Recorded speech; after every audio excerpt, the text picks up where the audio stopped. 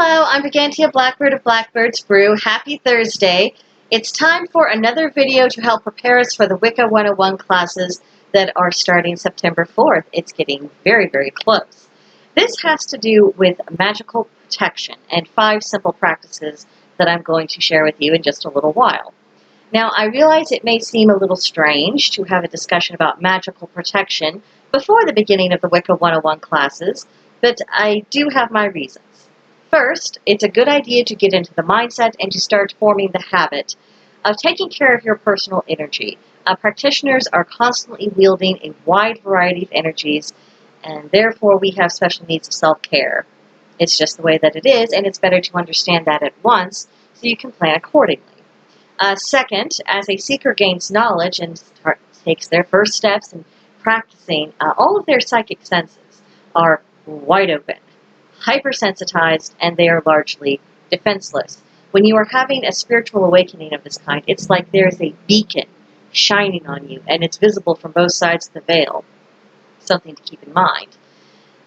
Third, you just never know when you might need to know how to protect yourself.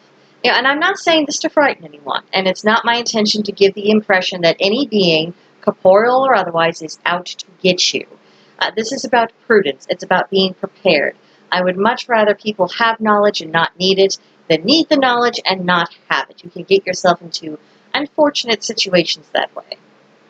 For example, I was less than 6 months into my Wiccan studies, years ago, and I was caught off guard by a less than friendly spirit. Now, at the time, I was working for a company called Maypro, and there was a house that was just notorious. It had a certain atmosphere. There were a variety of odd occurrences that took place there. It was reported by multiple people. And these were not people who were given to be having overactive imaginations. And these were not anyone who I would expect of trying to stir up a little drama to get attention. In fact, one of my coworkers was cleaning that house before I joined the company and actually suffered an injury. Just slipped out of nowhere. It wasn't a wet floor, wasn't ice on the sidewalk, nothing like that. And she was down for the count for a week. And there was just something about it that just made everyone a little bit nervous. Like maybe that just wasn't one of those things that happened. So this coworker who had been previously injured and we come up to the house and we just go about our business. We're cleaning. You have a routine. And then that's when the weirder stuff started to happen. I could hear some footsteps, a few odd noises. There was an overall oppressive feeling. It was just the usual sorts of things you would expect if there was an oogie boogie hanging around. But the straw that broke my camel's back was when I closed a door, and then a few minutes later I turned around and it was open again. Now, my coworker was in the next room. I had been in the master bedroom and she was in the master bathroom. She could not have closed the door without passing by me, without me seeing it. So it wasn't her. I knew I hadn't opened it. And there wasn't anybody else in the house, and I know because I looked around to confirm that. Not a fan. At this point, I decided it was necessary to take action of some kind because I was just not going to put up with it. Point blank. My coworker had already been injured once, as I mentioned earlier. I didn't really want to. I didn't want to take the chance of that happening again, and I did not want to encourage conditions in which that would make that possibility a likelihood. I also didn't want whatever was spooking around decide it was going to be bothering me. And even if you set all of that aside, we had a job to do. We were there to clean the house. End of story. Nothing else. That was the extent of our duties. We did not have any obligation to have to subject ourselves to whatever nastiness this spirit had in mind. And we had a right to go about without being pestered. I don't know how that spirit came to be so attached to the house, what the circumstances were, why it was there, how it happened. I don't care. Not my problem. It really got my dander up. I was legitimately mad. But what could I do? I was 6 months in. I wasn't even calling myself a Wiccan or a witch at that point. I knew I was just a student. All I had on me was my cleaning supplies. That was it. However, luckily, I had a room spray and it had a lavender essential oil in it. And what's even more lucky is that I actually remembered reading a snippet about lavender being used in magical protection. So to make a long story short, I chased the sea spirit because I could sense where it was. I mean, it was that I knew where it was. So I chased it behind the basement door. I latched that door very firmly. Then I sprayed down that entire door with the lavender spray. I drew a pentacle in the droplets, and with all the force of my being, I just kept thinking, sealed, and stay put, and don't bother me. It worked.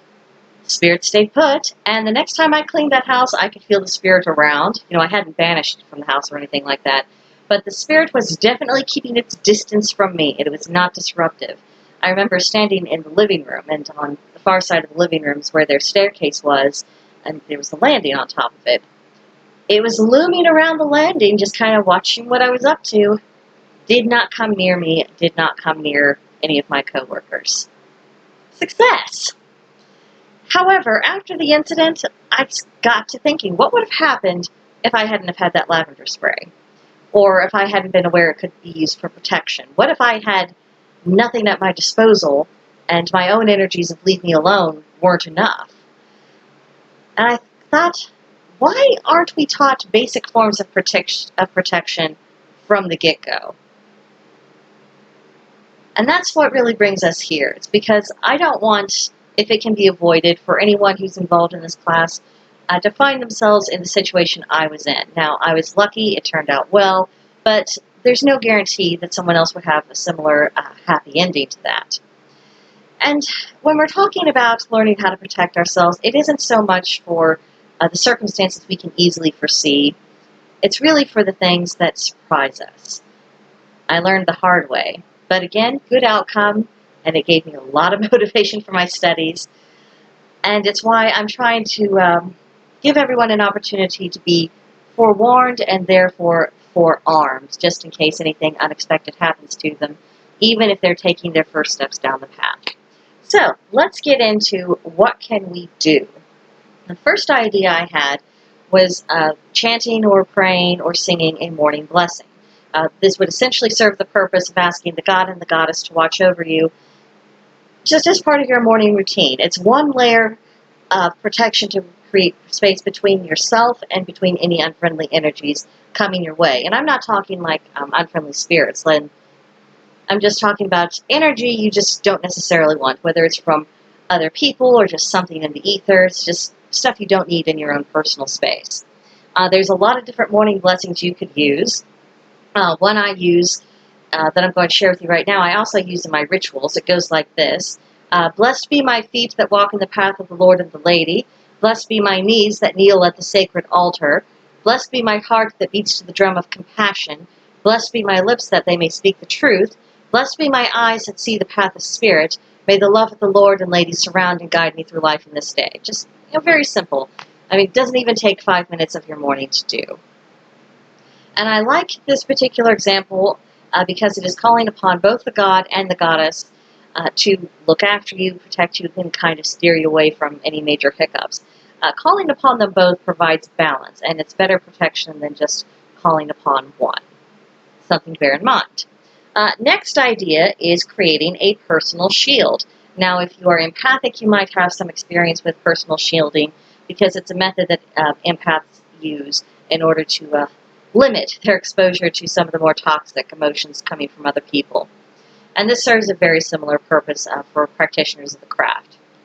So, without getting into a very lengthy explanation about chakras and how they work and why they work, suffice it to say that chakras are energy vortexes in your body. And in the middle of your torso, you have a chakra called the solar plexus. And this energy is visualized as being yellow. So to create a simple shield, close your eyes and focus on the solar plexus. See the yellow and then expand that energy from you till it turns a nice yellow-white. You allow it to envelop your entire body, and if you can, just picture it as being as hard as diamonds. Anything that comes into contact with it bounces off. And then, if you want to take a further step, outside of this yellow-white shield, once you've created it, visualize a cloud of black. Black is a naturally shielding color. And if you feel unfriendly energy coming close, visualize that cloud as a very strong, tall tidal wave that just pushes that energy back and away from you. Any energy that remains from that attack will hit your shield and it won't go through. And it'll already be weakened. So if you do feel any effects from it, it'll be muted.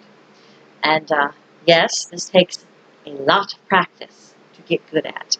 So try not to be discouraged as you go through the process. Ugh. T. That's the answer. T. Now I am able to talk. But don't be discouraged. Don't feel that if it didn't go well the first time you tried this technique, that it's just not going to work for you, or that you're not good at it and that you can't do it. Anything having to do with the craft, there's going to be a lot of skills you learned. Sometimes you are going to flat out suck the first time you try it. It is through repetition. It is through constant effort. That is how you grow. That is how you will build up your skill levels. And this is a good opportunity, if you're not very successful the first time you try this, to just show a little fortitude and keep going after it, because there's going to be plenty of other things to do with your journey in the craft that you're going to have to put through similar degrees of effort. Now, next, crystals. I selected 3 to highlight. Snowflake Obsidian has projective energy and it repels unwanted energy, pushes it out. Then we have Black Tourmaline. This has receptive energy. It's going to absorb and then trap the unwanted energy coming your way. And next we have Quartz, and this particular piece is cracked quartz. It's not focusing very well, but you see little tiny fissures within it. It's actually really, really pretty. Cracked quartz, the lovely thing about that, all quartz does this, but cracked quartz in particular, it amplifies energy, and that therefore amplifies the effects of both the Snowflake Obsidian and the Tourmaline. So they work together as a team. Push it out, trap what gets through, and amplifying the energies of all of these stones. Now, if you can only get a hold of one crystal, I would suggest using the quartz. Quartz is a very universal crystal. It's appropriate for almost all magical occasions and purposes. And it's really not that expensive. You can pick up something, this size for a couple bucks. It's not, you can probably find that in spare change around your house. Now, to activate the energies of the crystals, what you do is you would place them one at a time up to your third eye, about like so, for those who aren't aware. And you visualize this crystal being cleansed of all previous energies and ties. And once you can feel that it's clear, think and speak your intention for the crystal. In this case, a simple word like protect. Then it will be ready. Now, from time to time, the crystals are going to need more in-depth cleansings and recharging. And I have to say this because the first method I'm going to suggest is by cleansing it in sunlight. Not every crystal reacts well in sunlight. Some of them actually lose their color. So research ahead of time to make sure that any crystals that you are wanting to put in the sun are actually going to be able to stand up to it. However, in the case of these 3, that really isn't an issue. With the possible exception of the quartz, but that's not a color fading issue. It's just sometimes if the light of the sun reflects in quartz just right, it can start fires. So definitely keep an eye on it. This is not a set it and forget it type of thing. And however, now that we have our fire warning out of the way, when you bathe the crystals in sunlight, it's a good way to cleanse it. It's like the natural disinfectant. It's just going to get all the grody stuff out. After that, you can charge the crystals in moonlight. Just set them wherever they'll catch the moonlight. And the full moon is really best for this purpose, so just consult your calendar, see when that's coming up next.